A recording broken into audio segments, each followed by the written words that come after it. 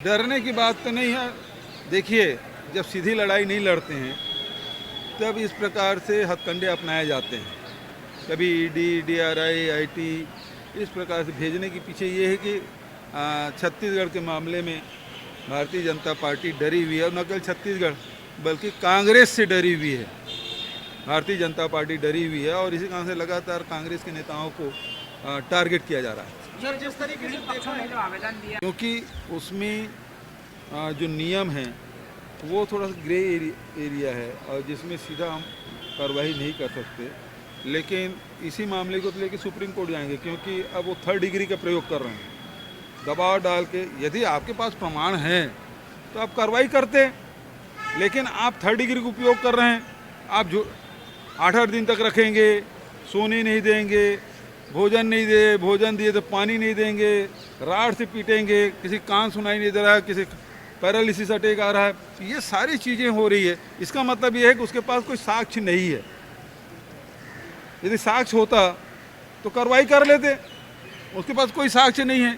वो तो mala fide interest है उनका, इस कारण से उसको केवल बदनाम करना है, सरकार को भी बदनाम करना है, पार्टी को बदनाम करना है। इसके अलावा उसका प्रमाण होता, जब घटना जून की है, ये कोल स्कीम बोल रहे हैं, तो जून की है, तो जून में आपके पास एंट्री थी, जानकारी थी, तो आप जुलाई, अगस्त, सितंबर, अक्टूबर, नवंबर, दिसंबर कार्रवाई नहीं किए। आप अधिवेशन के 4 दिन पहले आप कार्रवाई कर रहे हैं। इसका मतलब क्या होता है कि आप जबरिया किसी से लिखवा रहे हैं और छापा डाल रहे हैं, और छापे में मिला क्या? किसके यहाँ क्या मिल गया? कुछ नहीं मिला। तो कुछ नहीं मिला, इसका मतलब ये सीधा सीधा स्पष्ट है कि राजनीतिक उद्देश्य की पूर्ति के लिए ईडी का दुरुपयोग किया गया है। और ईडी के अधिकारियों से तो मैं ये अपेक्षा करूंगा, भाई विधि सम्मत कार्रवाई होना चाहिए, किसी का दबाव नहीं होना चाहिए।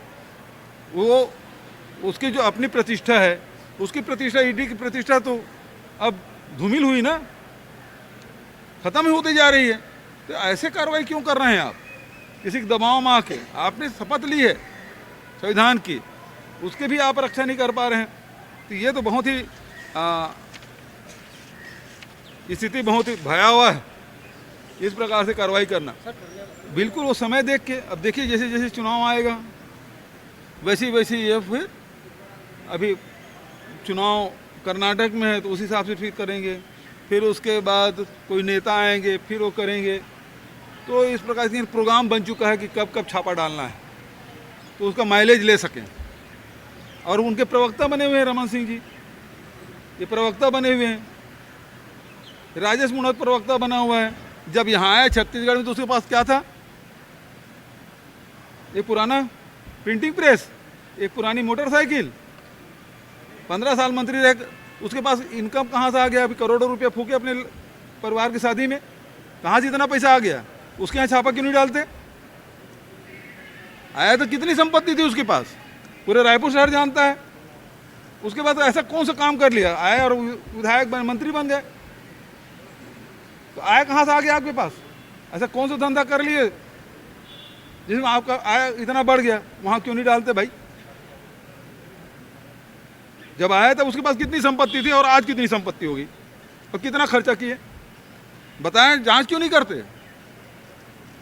रमन सिंह की संपत्ति, विनोद तिवारी ने ठीक कहा, उनके खिलाफ जो आय से अधिक संपत्ति के पेपर पड़े थे उसको जब्त करके नहीं ले गए, और उसकी छापा डालने क्या औचित्य है विनोद तिवारी का? केवल इसलिए कि रमन सिंह के खिलाफ उन्होंने शिकायत की। आरपी सिंह के यहाँ छापा डालने क्या मतलब? क्योंकि अमन सिंह के खिलाफ शिकायत की। ये तो अडानी जी को समझना चाहिए, ये जो 2 पनौती गए हैं ना छत्तीसगढ़ से, वो जिसके साथ थे वो डूबे थे। अभी जब से गए हैं तब से देख लीजिए उसकी स्थिति क्या है। 2019 में आईटी की रेड की शुरुआत हुई थी, और आईटी की रेड के बाद दस्तावेजों के परीक्षण के बाद जो तथ्य आए, उसके बाद फिर उस पर ईडी की कार्रवाइयां हुई। और ईडी का चार्जशीट आप देखोगे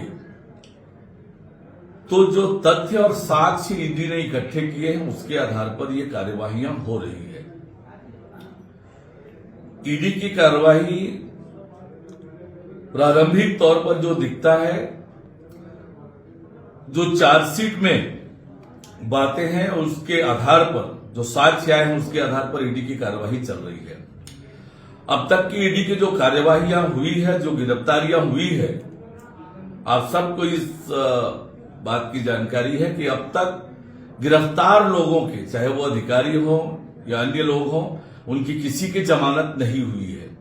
इसका मतलब यह है कि ईडी के पास पर्याप्त साक्ष्य मौजूद है और इसलिए ईडी की कार्यवाही पर प्रश्न चिन्ह लगाना ये ठीक नहीं है।